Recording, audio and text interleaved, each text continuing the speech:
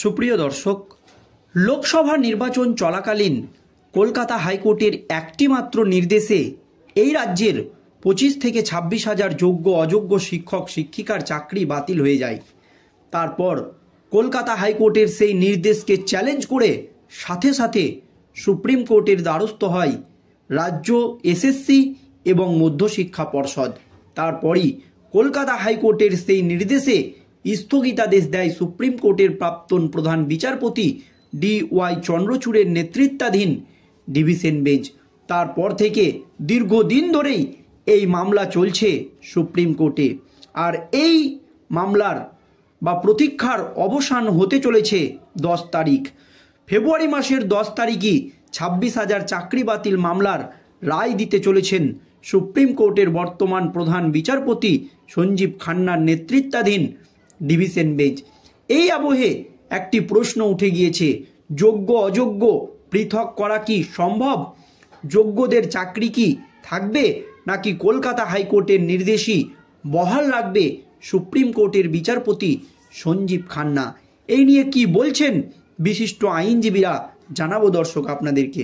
কিন্তু সুপ্রিম কোর্টের বর্তমান প্রধান বিচারপতি সঞ্জীব খান্না স্পষ্ট জানিয়ে দিয়েছিলেন যে যোগ্য এবং অযোগ্য পৃথক করা না গেলে কলকাতা হাইকোর্টের নির্দেশই বহাল থাকবে, অর্থাৎ 26 হাজার চাকরি বাতিল হবে।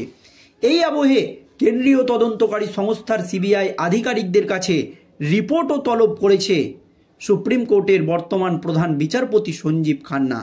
এমনকি মূল মামলাকারীদের আইনজীবী বিকাশ রঞ্জন ভট্টাচার্য সুপ্রিম কোর্টের প্রধান বিচারপতির কাছে দাবি করেছেন যে এই নিয়োগ প্রক্রিয়াটা প্রথম থেকেই দুর্নীতিযুক্ত, তাই কখনোই যোগ্য এবং অযোগ্য পৃথক করা সম্ভব নয়। তাই পুরো নিয়োগ প্রক্রিয়াকে বাতিল করে বয়সের ঊর্ধ্বতন সীমা সরিয়ে নতুন করে আবার পরীক্ষা নেওয়া হোক। কিন্তু যোগ্য শিক্ষক শিক্ষিকাদের দাবি যে রাজ্য সরকারের ভুলের জন্য কেন তাদেরকে এর খেসারত দিতে হবে, কেন তারা এই সিদ্ধান্ত মেনে নেবে, এটা তাদের সঙ্গে চরম অবমাননা করা হবে। এই নিয়ে সুপ্রিম কোর্টের প্রধান বিচারপতি সঞ্জীব খান্নার কাছে চিঠিও দিয়েছে যোগ্য শিক্ষক শিক্ষিকারা। আর 10 তারিখ কি হতে চলেছে, কি ভাবছে বিশিষ্ট আইনজীবীরা দেখুন দর্শক। কি করে বাছাই, যোগ্য ও অযোগ্যদের পৃথকীকরণ কি সম্ভব? এই প্রশ্নগুলোই ঘুরপাক খাচ্ছে এখন সরকারি চাকরিজীবীদের মনে। যদি হয় কিভাবে, এই প্রশ্নই এখন মূল মুদ্রা হয়ে দাঁড়িয়েছে। এসএসসি 26 হাজার চাকরি বাতিলের মামলায় সোমবার মামলাটি ওঠে প্রধান বিচারপতি সঞ্জীব খান্না এবং বিচারপতি সঞ্জয় কুমারের ডিভিশন বেঞ্চে। 2 ঘন্টা ধরে চলে শুনানি চললেও সেই দিনও কিন্তু কোনো উত্তর মিলেনি। কিন্তু মূল মামলাকারীদের হয়ে আদালতে জোরালো সওয়াল করেন তাদের আইনজীবী বিকাশ রঞ্জন ভট্টাচার্য এবং ফিরদৌস শামীমেরা। বিকাশবাবু আবারও পরীক্ষা নেওয়ার পক্ষে সওয়াল করেন। তার কথায় পরীক্ষা নেওয়ার মাধ্যমেই যোগ্য এবং অযোগ্যদের পৃথকীকরণ সম্ভব। আইনজীবীর আবেদন 2016 সালের পরীক্ষায় যারা বসেছিল বয়সের ঊর্ধ্বতন সীমা সরিয়ে ফের পরীক্ষায় বসার সুযোগ করে দেওয়া হোক।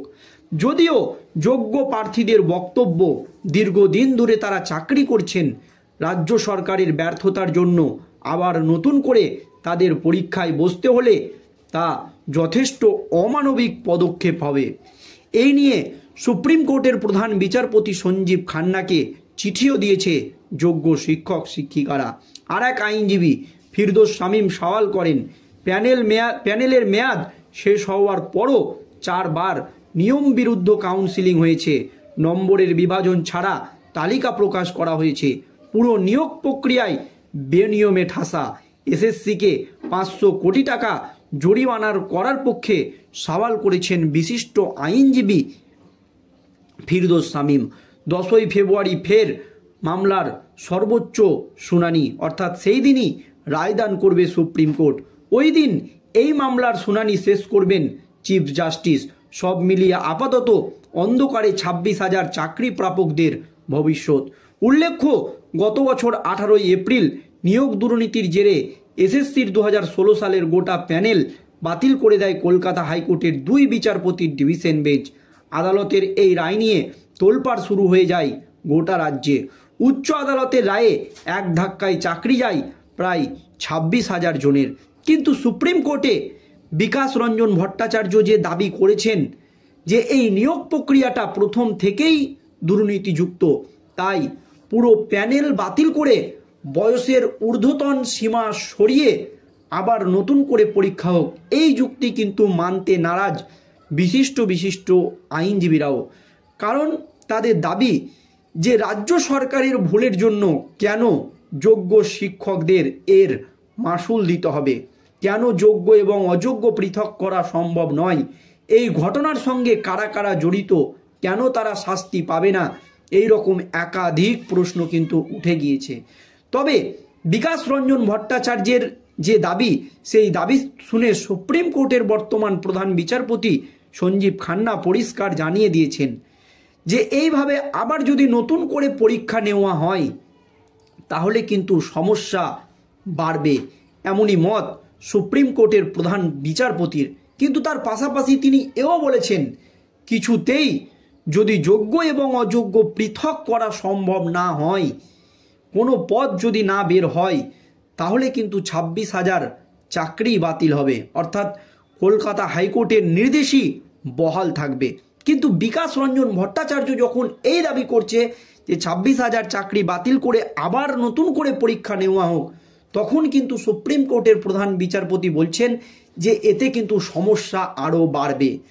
তাহলে কি কেন্দ্রীয় তদন্তকারী সংস্থার সিবিআই আধিকারিকদের যে যোগ্য অযোগ্যের তালিকা বা যোগ্য শিক্ষকদের যে আইনজীবীরা যোগ্য অযোগ্যের তালিকা দিয়েছে শেষ পর্যন্ত, যে 10,700 কতজন অযোগ্য শিক্ষক শিক্ষিকা রয়েছে, সেই তালিকা দেখেই কি রায় দিতে চলেছে 10 তারিখ সুপ্রিম কোর্টের প্রধান বিচারপতি সঞ্জীব খান্না, মনে করছে অনেকেই। আর সেই তালিকা দেখে যদি রায় দেওয়া হয় তাহলে কিন্তু যোগ্য চাকরি প্রার্থীদের চাকরি থাকবে এবং অযোগ্যদের চাকরি তো যাবেই, তার পাশাপাশি তাদেরকে সুদ সহ বেতন ফেরত দিতে হবে।